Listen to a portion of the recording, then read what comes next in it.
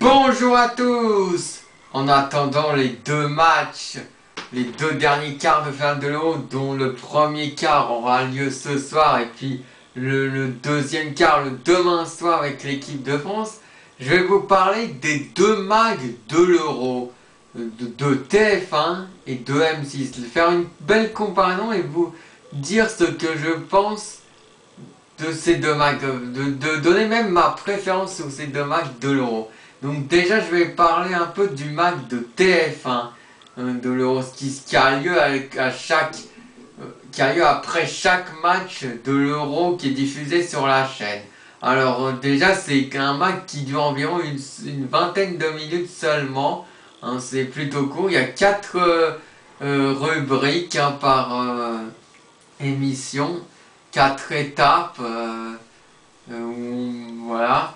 C'est court, hein. Il y a Franck Leboeuf dans les chroniqueurs, il y a Franck Leboeuf et Yuri Djorkaeff dans les chroniqueurs, et avec aussi Charlotte Namura, et bien sûr le présentateur c'est Denis Brognard, hein, l'excellent Denis Brognard dans le sport, hein. Et donc, et voilà, c'est une émission courte, hein, c'est pas mal, hein, je trouve, hein. Ça parle de l'équipe de France, bien sûr, et aussi des matchs qui ont eu lieu il y a seulement quelques minutes avant le match, quoi.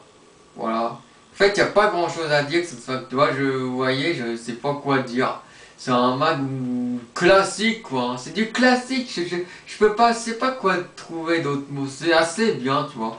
Mais sans plus, il n'y a pas de quoi s'extasier devant, hein. Il n'y a pas de quoi sauter, il n'y a pas de quoi sauter comme ça. Voilà quoi, hein. Pour ce Mac TF1. Par contre, le Mac de M6, là, il est bien plus complet, hein. Il dure environ plus d'une heure.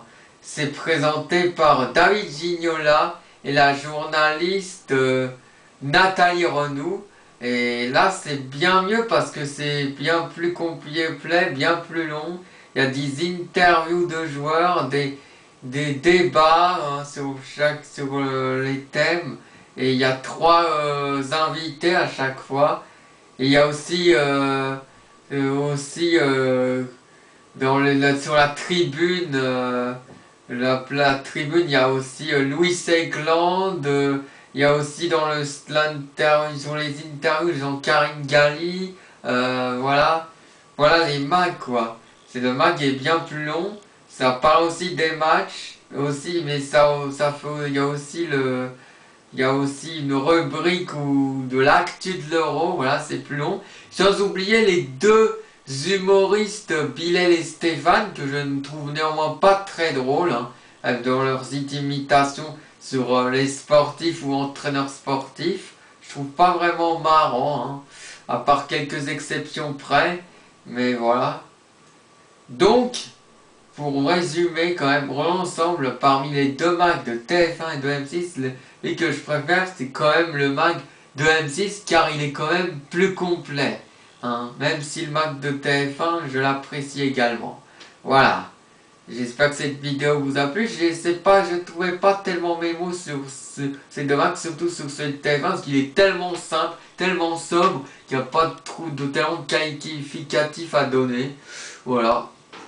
En attendant ces deux matchs, hein, de l'Euro, hein, de ces deux derniers quarts, hein, c'est-à-dire Allemagne-Italie et puis le France-Islande, hein. Allez les Bleus, et sur ce je vais vous laisser. Voilà, ciao ciao ciao.